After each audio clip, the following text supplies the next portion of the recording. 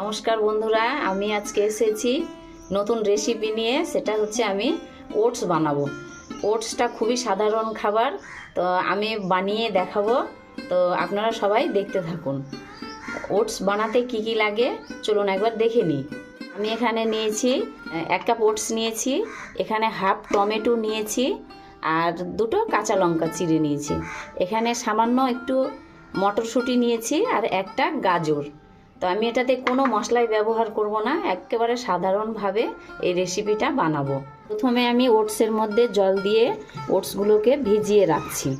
সামান্য একটু ভিজিয়ে রাখবো যেন এটা একটু ফুলে যায়। এবং একটা কড়াই বসিয়ে দিয়েছি, তো এই কড়াইয়ের মধ্যে আমি সামান্য একটু জল দিয়ে গরম করে নিব। কড়াইয়ের মধ্যে জলগুলো ফুটে গেছে, এর মধ্যে আমি সবজিগুলো দিয়ে দিব যেন এই সবজিগুলো তাড়াতাড়ি সিদ্ধ হয়ে যায়।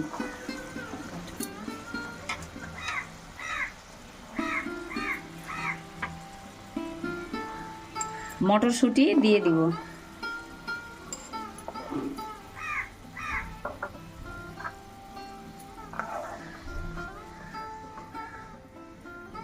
এখানে আমি কোনো রকম তেল ব্যবহার করব না।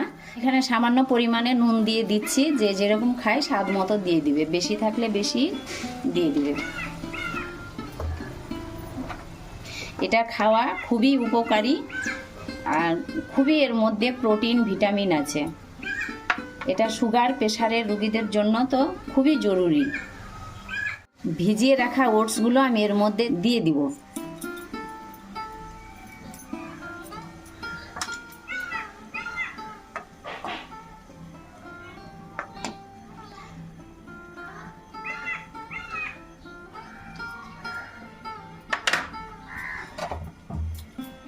এর মধ্যে আরও জল লাগবে, তা আমি আরও জল দিয়ে দেবো, 1 বাটি পরিমাণ জল দিয়ে দেব।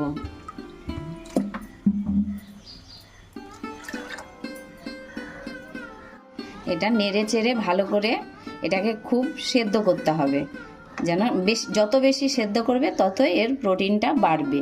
এটা সুগার প্রেশারের রোগীদের জন্য খুবই খাওয়া প্রয়োজনীয়।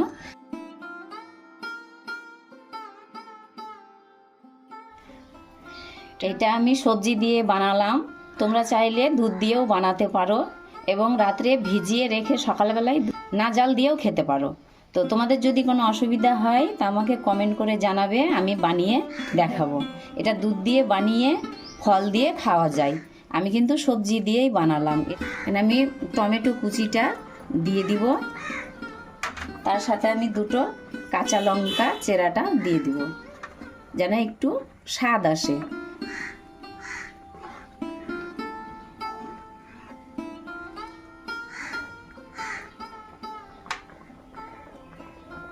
যাবে যে এটা সামান্য একটু বাকি আছে, হয়ে এসছে, তখন লো ফ্লেমে রাখতে হবে যেন এই সবজিগুলা খুব ভালোভাবে সেদ্ধ হয়ে যায়। তা না হলে কিন্তু ওটস তো খুবই নরম, তো সবজিগুলো সিদ্ধ হবে না। অবশ্য হয়ে যাবে, কোনো অসুবিধা নেই। এই দেখো আমার ওটস তৈরি হয়ে গেছে। এবার আমি এটাকে নামিয়ে নিব। আপনাদের যদি ভালো লাগে একটা লাইক করবেন ও বাড়িতে বানিয়ে খেয়ে দেখে আমাকে কমেন্ট করবেন। আর আমার চ্যানেলটি যদি সাবস্ক্রাইব করা না থাকে তো অবশ্যই একটা সাবস্ক্রাইব করবেন। আমার ওটস তৈরি হয়ে গেছে। এবার দেখা হবে অন্য কোনো রেসিপি নিয়ে। আপনারা সবাই সুস্থ থাকবেন, ভালো থাকবেন। নমস্কার।